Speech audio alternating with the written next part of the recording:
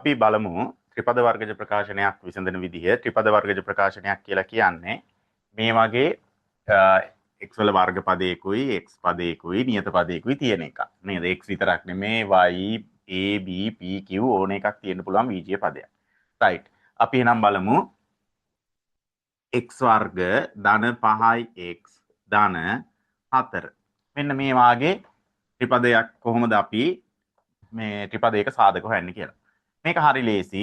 කරන්නේ මෙච්චරයි. මේ නියත පදයයි මෙයයි වර්ග පදයයි ගුණ කරගන්නවා. 4x වර්ගයෙන් ගුණ කරපුවාම 4x වර්ගය කියලා එනවා. එයාගේ ලකුණත් එක්ක අපි ලියාගමු. මෙතන තියෙන්නේ ධන සංඛ්‍යාවක් නේද? ධන 4ක් තියෙන්නේ. මේකේ ලකුණක් ධන. ලකුණක් මොනවත් නැහැ කියන්නේ ධන 4x වර්ගය තමයි එන්නේ. මේ ධන ලකුණ. ධන ලකුණ ආවොත් එහෙම. චුට්ටක් නිකන් මේ මෙහෙමත් මතක තියාගන්න. මෙහෙම හරි ලේසි ඈ. ධන ලකුණ ආවොත් මෙතන එකතු කිරීමේ ලකුණ එනවා නම් එකතුවෙන් තමයි. එකතු කිරීමේ ලකුණක් නැත්නම් ධන ලකුණක් ආවොත් එහෙම එකතුවෙන් තමයි මේ මැද පදේ එන්න ඕනේ. මැද පදේ සංගුණකේ එන්න ඕනේ. ඒ කියන්නේ මෙයාගේ සාධක දෙක ලියන්න ඕනේ. ඒ සාධක දෙකේ එකතුවෙන් 5ක් එන්න ඕනේ. හරි. එහෙනම් 4 සාධක මොනවද තියෙන්නේ? 2යි 2යි ගත්තට එකතුවෙන් 5ක් එන්නේ නැහැ 4මයි එන්නේ. එහෙනම් 4යි 1යි ගත්ත හැකි 4යි 1යි කියලා ගත්ත හැකි. එහෙනම් 4යි 1යි එකතුවෙන් තමයි 4 වරක් 1 4යි. ඒ වගේම 4යි 1යි එකතු කරපුවාම 5යි. එහෙනම් 4යි 1යි කියලා තමයි අපි සාධක ගන්නෙ. එතකොට මේ දෙන්නගේ එකතුව 5ක් එනවා. ඒකේ හරි ගැටලුවක් නැහැ. මෙතන ධන ලකුණ ආවොත් ධන ලකුණක් ආවොත් එකතුවෙන්ම තමයි ගන්න. ඊට පස්සේ මේ දෙන්නගේ ලකුණු මොනවද දාන්නේ? එකතුවෙන් මැද පදේ එනවා නම් අපි දාන්න අවශ්‍ය වෙන්නේ මේ මැද පදේ ලකුණ තමයි දෙන්නටම දාන්නේ. මැද එක්කෙනාගේ ලකුණ දාන. එහෙනම් ධන කියලා දෙන්නටම දානවා. එච්චරයි. ඊට පස්සේ දැන් හරි. එහෙනම් මෙයාව ලියා ගන්න පුළුවන් x වර්ග ධන 4x කියලායි ලියන්නේ 4x ධන 1x ඒක 1x නැත්තම් නිකම් x දැම්මත් ප්‍රශ්නයක් නැහැ x ධන 4. ඔහොම එක දැම්මත් ඒ ගැටලුවක් නැහැ. හරි. right. ඊට පස්සේ අපිට පුළුවන් මේ දෙන්නගෙන් පොදු සාධකයේ x කියලා පිටතට ගත්තා x ධන 4 වෙනවා. මෙතනින් පොදු සාධකයේ විදිහට ගන්න වෙන්නේ අපිට 1 විතරයි. එහෙනම් ධන 1 ගත්තා. එතකොට එනවා x ධන 4යි කියලා.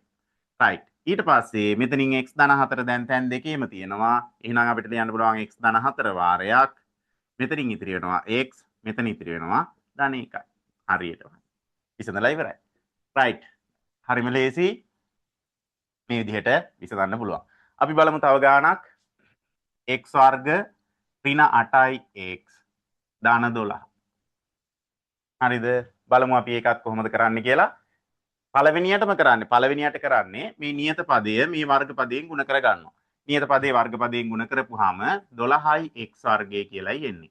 එයාගේ ලකුණත් අපි දාගමු ධන. මේකෙත් ධන එන්නේ. ධන ආපුවාම එතකොට එන්නේ ධන කියන්නේ එකතු කිරීමේ ලකුණනේ. එහෙනම් එකතුවෙන් තමයි මැද තියෙන සංගුණකේ 8ක් එන්න ඕනේ. 12යි සාධක මොනවද? 6යි 2යි ගත්ත හැකි 6යි 2යි 8යි. right. එහෙනම් 6යි 2යි ගත්තා. මෙහෙම එකතුවෙන් එනවා නම් සාධක දෙකේම නේද? මෙයාගේම ලකුණ වෙන්නේ මේ මැද තියෙන කෙනාගේ ලකුණ ඍණ 6යි ඍණ 2යි කියලා ගත්ත හැකි. එහෙනම් මෙතනින් ගත්ත හැකි x වර්ගයේ ඍණ 6යි x ඍණ 2යි x ධන 12 කියලා. මෙතනින් එනවා x පිටතට ගන්නවා x ඍණ 6යි ඍණ 2 පිටතට ගන්නවා x ඍණ 6යි. ඊට පස්සේ x ඍණ 6 දැන් තැන් දෙකේම තියෙනවා x ඍණ 6 පොදුයි කියලා ලියනවා. මෙතන ඉතිරි වෙනවා x, මෙතන ඉතිරි වෙනවා ඍණ 2. හරිම ලේසි. ලේසියෙන්ම හදලා ඉවරයි. ඒ වගේ. right. අපි තව ගානක් බලමු. ඊළඟ එක ඔන්න පළවෙනි ගාන, ඔන්න දෙවෙනි ගාන. right. ඊළඟට අපි බලමු චුට්ටක් ගානක් 2x වර්ග. තුන්වෙනි එක 2x වර්ග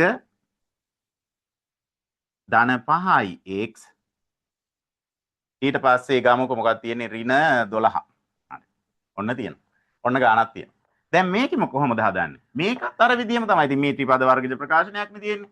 වෙනසකට තියෙන්නේ මේ වගේ එක තිබුණා මේ එක කියලා සංගුණකයේ තිබුණ x වර්ගයේ දැන් මේකේ තියෙනවා x වර්ගයේ සංගුණකයේ 2 කියලා. ඊට පස්සේ මේකෙත් අපි අර විදියමයි මේ දෙන්නම අපි ගුණ කරගමු නේද? මේ දෙන්න ගුණ කරගමු 2යි x වර්ග ඍණ 12න් ගුණ කරපුවාම ඍණ 24යි x වර්ගය කියලා එනවා. ඍණ 24යි x වර්ගය 12 වරක් 2 24යි. ඔන්න ඍණ ලකුණක් එන්නේ. දැන් ඍණ ලකුණක් ඇවිල්ලා තියෙන්නේ. ඍණ ලකුණක් ආපුවාම අඩු කරලායි බලන්නේ. ඒ කියන්නේ වෙනසින් තමයි එන්න ඕනේ. ඍණ ලකුණක් ආපු ගමන් මේ දෙන්න ගුණ කරලා ඍණ ලකුණක් ආපුවම වෙනසින් තමයි මේ මැද පදේ සංගුණක එන්න ඕනේ. වෙනසින් කීයක් දෙන්න ඕනේ? 5ක්. එහෙනම් 24 මොනවද සාධක? ගන්න පුළුවන් මොනවද කියලා බලනවා 12යි 2යි ගන්න බෑ නේද 24යි 1යි ගන්නත් බෑ 8යි 3යි ගත්ත හැකි 8න් 3ක් අඩු කරපුවාම තමයි 5 8යි 3යි ගත්ත හැකි 8න් 3ක් අඩු කරපුවාම තමයි 5යි ඊට පස්සේ බලනවා අපි මොකක්ද මේ මැද තියෙන කෙනාගේ ලකුණු හරිද දැන් 8යි 3යි කියලා ගත්තා අපි ඊට පස්සේ මේ දෙන්නට ලකුණු දාගන්න ඕනේ මොන ලකුණු දාන්නේ කියන එක තීරණය කරන්නේ දැන් ඔන්න වෙනසින් නැත්තම් මෙතන අඩු කිරීමෙන් ආවොත් එහෙම ඍණ ලකුණක් මෙතෙන්ට ආවොත් එහෙම අනිවාර්යයෙන්ම ලොකු එකාගේ ලකුණ මෙතන ඉන්න මහා එකාගේ ලකුණ තමයි මේ මැද ඉන්න කෙනාගේ ලකුණ. මැද ඉන්න කෙනාගේ ලකුණ දාන එහෙනම් මෙතන මහා එකාගේ ලකුණ දාන පොඩි එක්කෙනා ඍණ වෙනවා. හරිද? වෙනසින් ආවොත් එහෙම මේ දෙන්නට එන්නේ ලකුණු දෙකක්. ඒකෙන් මැද ඉන්න කෙනාගේ ලකුණ තමයි ලොකු එක්කෙනාගේ ලකුණ වෙන්නේ. මැද ඉන්න කෙනාගේ ලකුණ දාන එහෙනම් මෙතනින් 8 තමයි ලොකු එක්කෙනා 8ට එනවා දාන කියලා. right ඊට පස්සේ අපිට මේක ලියන්න පුළුවන් මෙහෙම 2x වර්ග දාන 8x ඍණ 3x ඍණ 12. හරිද? ඔයාලා මේවා ලියනකොට මේ ඍණ 3x මෙතෙන්ට දාලා ධන 8x මෙතෙන්ට දැම්මත් ඒක කිසිම ගැටලුවක් වෙන්නේ නැහැ. ඒ වගේම තමයි මේ වගේ ලියනකොටත් මේ සාධක මෙතෙන්ට 1x දාලා මෙතෙන්ට 4x දැම්මත් ඒ සාධක දෙක මේ දෙන්න මාරුණා කියලා කිසිම ගැටලුවක් වෙන්නේ නැහැ. අවසානට ලස්සනට මේකේ උත්තරේ මේකම එනවා. right එහෙනම් අපි බලමු මේකෙත් මේ දෙන්නගෙන් පොදු සාධකය ගන්නවා 2x කියලා. මෙතන ඉතිරි වෙනවා x මෙතන 2x ගෙන් බෙදුනහම ධන 4ක් කියලා එනවා. මේ දෙන්නගෙන් අපිට ඍණ 3 ගත්ත හැකි එළියට ඍණ 3 පිටතට ගත්තාම ඍණ 3ෙන් බෙදුනහම x කියලා එනවා. 12 ඍණ 3 ඍණ 12 ඍණ 3ෙන් බෙදන්න තියෙන්නේ. එතකොට ධන 4යි කියලා එනවා. ඊට පස්සේ මෙතනින් x ධන 4 දැන් තැන් දෙකේම තියෙනවා. x ධන 4 වාරයක් මෙතන ඉතිරි වෙනවා 2x මෙතන ඉතිරි වෙනවා ඍණ 3 කියලා. ඔන්න ඔච්චර. හරි. ඊට පස්සේ අපි තව ගානක් හදමු. තව එක ගානක් x වර්ග ඍණ 9x x වර්ග ඍණ 9x ඍණ 10 කියන ගාන බලමු. මේකෙත් අපි පළවෙනි පියවර එකමයි නියත පදේ මෙයාගෙන් ගුණ කරගන්නවා. මෙයාගෙන් ගුණ කරගත්තාම ඍණ 10යි x වර්ගය කියලායි එන්නේ. එනවා ඇති. ඊට පස්සේ මෙතෙන්ටත් ඔන්න දැන් ඍණ ලකුණක් ඇවිල්ලා තියෙන්නේ. එහෙනම් වෙනසිනුයි බලන්නේ.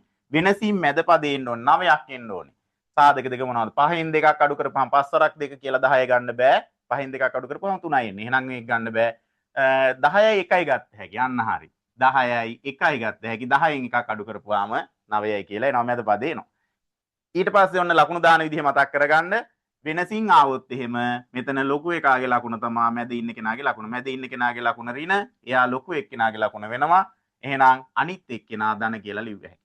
ඊට පස්සේ මෙතනින් මෙච්චරයි x වර්ග ඍණ 10යි x ධන x නේද 1යි x දාන්නත් පුළුවන් නිකම්ම දාන්නත් පුළුවන් ඍණ 10 නිකම්ම x දාන්නත් පුළුවන් ඊට පස්සේ මෙතනින් එනවා x පිටතට ගත්තා x ඍණ 10යි මෙතනින් ධන 1 තමයි පිටතට ගන්න තියෙන්නේ x ඍණ 10 right ඊට පස්සේ මෙතනින් එනවා x ඍණ 10 කියන එක දැන් පොදුයි මෙතනින් ඉතිරි වෙනවා x කියලා මෙතන ඉතිරි වෙනවා ධන 1යි කියලා right ඔන්න